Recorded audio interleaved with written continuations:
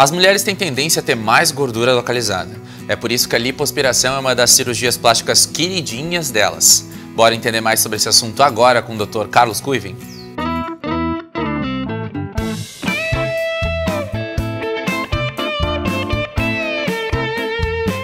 Março é o mês das mulheres e esse mês nós preparamos matérias especiais aqui com o Dr. Kuivin de cirurgias plásticas mais procuradas pelo gênero feminino. Hoje a gente vai falar sobre a lipoaspiração, quais são as áreas que podem ser aspiradas e quais são os tipos de lipoaspiração existentes aí no mercado. Seja bem-vindo novamente. Agradeço, eu que agradeço. A gente vai falar sobre um assunto que na verdade é um dos tipos de cirurgia plástica mais procurados. É a cirurgia mais realizada no mundo todo. Tá? Cirurgia plástica, com certeza, é a cirurgia mais realizada.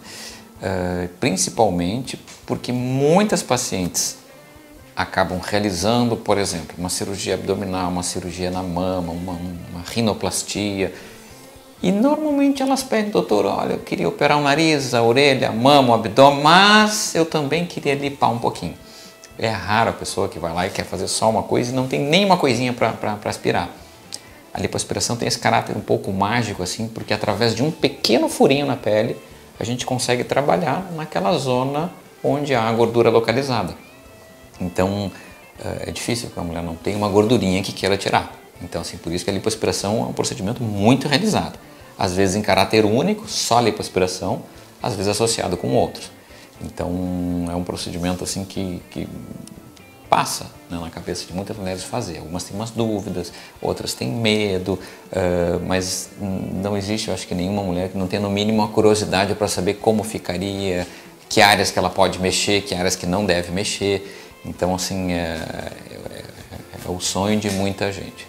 Vamos começar pelas áreas a serem aspiradas, depois a gente fala sobre as técnicas. Tu falaste de quais áreas há essa sugestão para se fazer e quais que não devem ser mexidas, enfim. A lipoaspiração, ela tem algumas limitações técnicas, então assim, algumas áreas têm um resultado melhor que outras. Então assim, não são todas as áreas que a gente aspira. Tem regiões onde não fica bom, tem regiões onde realmente a gente não deve introduzir a cana, um pouco mais perigoso, dependendo da área. Então a gente, normalmente, lipoaspiras a gente vai ter um bom resultado. As áreas mais realizadas, o abdômen, a zona da cintura e do flanco, que a gente chama. Essa região aqui tem resultados muito bons. Essa gordurinha do flanco que a gente chama de cartucheira, uma bordinha recheada. Reage super bem, uma lipo muito realizada, tem bons resultados. Costas, tem muita gente que acumula gordura nas costas. Nos braços, essa região dos braços aqui, muita gente se incomoda com essa região. Então, através de um pequeno furinho nessas regiões, a gente consegue aspirar. Região dos culotes, nas coxas, parte de dentro das coxas. Muita gente, quando caminha, sente que roça um pouquinho, é mais gordinha a coxa naquele local, dá para aspirar.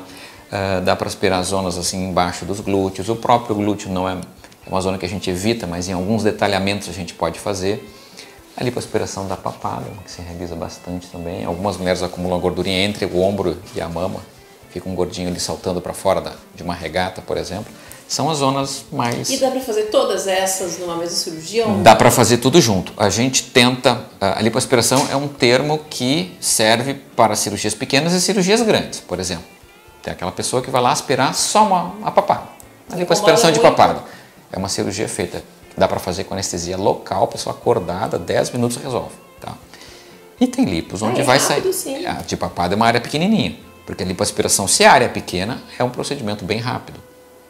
Se a área é grande, ou são várias áreas que vão ser aspiradas, o procedimento fica mais longo.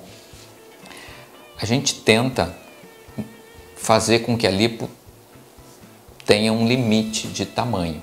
Então a gente aspira entre 5% e 7% do peso. Esse é o máximo. Tá? Então às vezes a pessoa que está um pouquinho mais cheinha ou que quer aspirar várias zonas, a gente faz um cálculo, a gente já sabe mais ou menos o quanto vai sair e se aquilo que a pessoa quer aspirar ultrapassa essa faixa, limite, a gente pede para a pessoa emagrecer um pouco antes para depois poder fazer com uma segurança. A gente sabe que nessa faixa de 5% a 7% do peso é uma lipo que vai ter um tamanho seguro. Né? Sobre a questão dos tipos de lipoaspiração, existem vários tipos e cada vez a tecnologia está aí, né, para ser utilizada também na medicina. Lipoaspiração convencional é uma lipo em determinados locais, é isso? A técnica básica é a mesma. Através de um furinho, a gente introduz uma cânula que tem furinhos, tá? Então aquela cânula tem os furinhos. No movimento de vai e vem, a cânula vai dissolvendo aquela gordura e vai sendo aspirada. E ela vai sendo aspirada para dentro do aspirador. Tá? Essa é a técnica básica. Existem alguns incrementos. Tá? Existe o vibrolipoaspirador. Além do movimento de vai e vem, conectada no cabo da cânula, existe um aparelho que faz a cânula vibrar. Então, assim, ela consegue dissolver melhor a gordura. Então, o procedimento fica um pouco mais rápido, incha menos, fica menos roxo. Existem... Isso o paciente escolhe também. Ó, eu quero a vibrolipo. Não, ela pode tocar no assunto e perguntar assim, doutor, o senhor faz vibrolipo? Como é que é? Eu escutei falar. As pacientes normalmente vêm com uma carga de informação boa da internet. Então, a gente explica. Algumas pacientes que precisam de uma retração de pele maior, você faz ali o laser, na pontinha da cânula tem um aparelhinho de laser que vai estimulando a produção de colágeno já durante o procedimento. Existem técnicas que não são técnicas de tecnologia, mas sim do jeito que o cirurgião faz, que mais está se falando na internet, que é a lipo HD. Nada mais é do que a gente lipar de maneiras diferentes algumas zonas para dar um formato. Então, o mais comum, tanquinho? O mais comum, exatamente, o mais comum da lipo HD é a gente aspira bastante a faixa do meio do abdômen e desenha como se fosse os gominhos, né? Os quadradinhos da musculatura. Então isso pode ser feito. Então a gente dá um jogo de sombreados, partes mais fundas, partes mais altas para simular a anatomia de uma pessoa que está bem magra, por exemplo. Então isso pode ser. Então assim, várias denominações de lipo, mini lipo, mas no fundo a técnica básica é a mesma, é um procedimento bem artesanal, tá? A técnica do cirurgião influi bastante e se faz através de pequenos furos, a recuperação é boa, não existe muitas restrições. Sobre a questão da lipoaspiração, há muito receio de se ficar com a sobra de pele, né? Tem muitas mulheres, enfim, já que a gente está falando do mês das mulheres aqui, que tem esse receio, eu vou lipoaspirar, vou ficar com sobra de pele. Quanto antes realizar um procedimento desse, doutor, melhora o resultado? Essa é uma boa pergunta porque é a questão central de toda a lipoaspiração. A lipoaspiração é um procedimento que tira gordura, tá? E ela não remove pele. Então, por isso que a gente consegue fazer através de um furinho, porque não vai se cortar a pele. Então, assim, ela depende de uma retração daquela pele. Então, assim, lipos pequenas, a retração é mais fácil. O quanto aquela pele tem que voltar para o lugar é menos.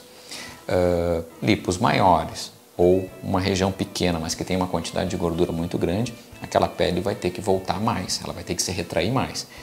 E o cirurgião vai discutir junto com a paciente para ver se a pele daquela pessoa tem a capacidade de retrair. Isso vai depender se ela já foi mãe, se ela gestou ou não, se ela teve um emagrecimento muito grande, a gente já consegue detectar que tem uma flacidez muito grande. Talvez não seja caso de uma simples lipoaspiração, tem que partir para uma plástica, uma retirada de pele. Então, todos esses quesitos têm que ser avaliados antes de fazer o procedimento. Então, às vezes, além da lipoaspiração, a gente vai ter que acrescentar um procedimento para tratar a flacidez da pele também. Para encerrar agora, doutor, dói, não dói? Há um risco, digamos, da pessoa perfurar algo? Porque a gente está com a internet, bem como tu falaste, sim, e as pessoas investigam e têm receios e grupos na internet e de histórias. Isso é uma coisa importante, assim, porque assim... É cada vez mais seguro esse procedimento? É cada vez mais seguro, tá? A pessoa fazendo uma lipoaspiração de uma maneira correta, ou seja... Séria? Com um profissional, cirurgião plástico, credenciado pela sociedade, fazer dentro do ambiente hospitalar é uma coisa importante. Tendo essas duas coisas, com certeza o anestesista vai ser um anestesista qualificado, um cirurgião plástico vai trazer um anestesista que está acostumado a fazer lipoaspiração, tá? Isso é uma coisa importante também, tá? Respeitar o limite desses 5 a 7%, só fazer um paciente que esteja bem de saúde, com os exames ok, fazer um bom tratamento pós-operatório, fazer prevenção de possíveis complicações tromboembólicas. A gente usa uma meia elástica para evitar trombose nas pernas. Tem uma série de cuidados com medicamentos para também evitar embolias. A gente consegue ter uma taxa de complicações muito baixa. Tá? Então, esse é um procedimento que a gente tem um número de casos muito grande. Então, o risco é bem medido. Então, existe uma percepção pelas mulheres que é um procedimento mais arriscado do que ele é de verdade. Tá? Então, é um procedimento assim, que a gente tem um número realizado no Brasil imenso. E quando é feito em boas condições, o risco é bem pequeno. Isso aí. Obrigada pelos esclarecimentos. Eu que agradeço.